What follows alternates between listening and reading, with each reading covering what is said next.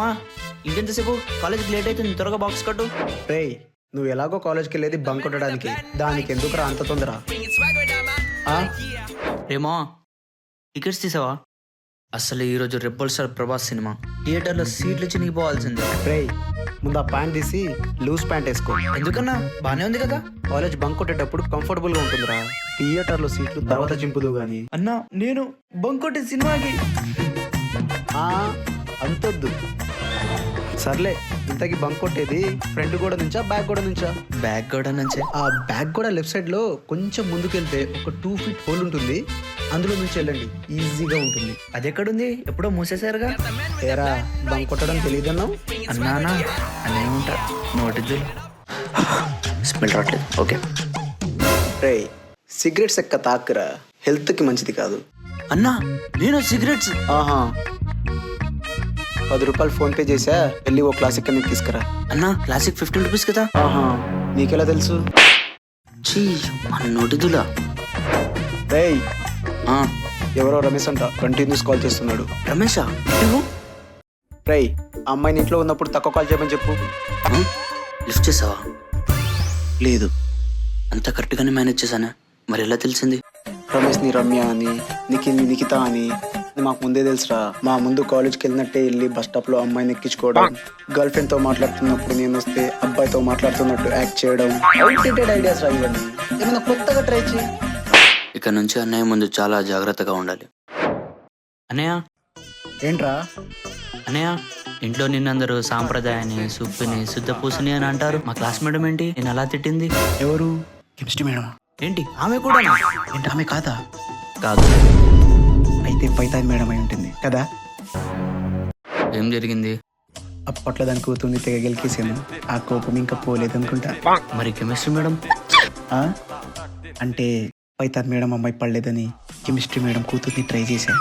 అన్న bad luck, అది కూడా పడలేదు, చీ కొట్టింది. అయినా నా వల్ల ఏదో కాలేజ్ నాటం అయిపోతుంటాడు, అలా చూస్తావేంట్రా? నా వల్ల కాలేజీలో ఎంతమంది జీవితాలు బాగుపడ్డాయో తెలుసా? మన కాలేజ్లో రాక్స్ అనే ఒక జిరాక్స్ సెంటర్ ఉంది. వాడెప్పుడైనా నీ దగ్గర డబ్బులు తీసుకున్నాడా?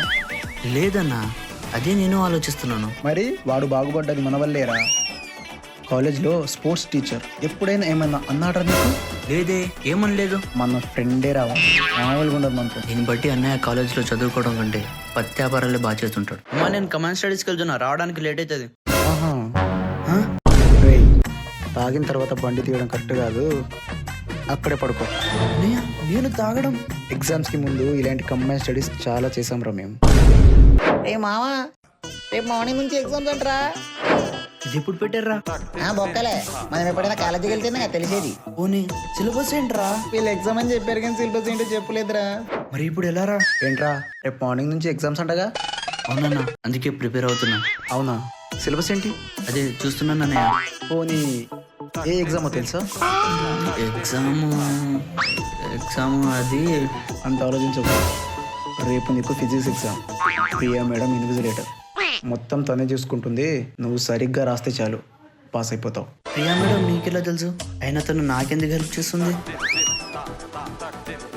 ఓల్డ్ ఫ్రెండ్, ఇప్పుడు అదే కాలేజీలో లెక్చరర్. సెట్. నువ్వు కాలేజీకి చదువుకోవడానికి వెళ్ళా, పత్యాభారాలు చేయడానికి వెళ్ళా? ఈ గుంట చెట్టు ఏముండవు అన్నా. సారీ అన్న, ఫ్రెండ్ అనుకున్నా.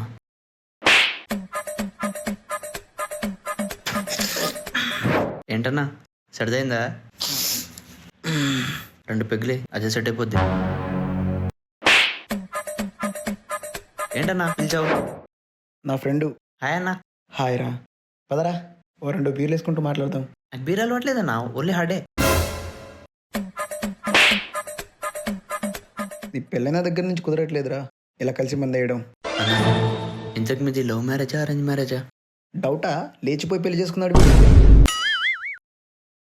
బేసిక్గా ఇలాంటప్పుడు ఒక బోకు ఫ్రెండ్ హెల్ప్ చేస్తాడు కదా. ఆ బోకు ఫ్రెండ్ వీడే. మీకు హెల్ప్ చేశాడు ఓకే, కాలేజీలో అన్నయ్యకి అమ్మాయిలు గట్రాలు. You want to know about his గట్రాలు?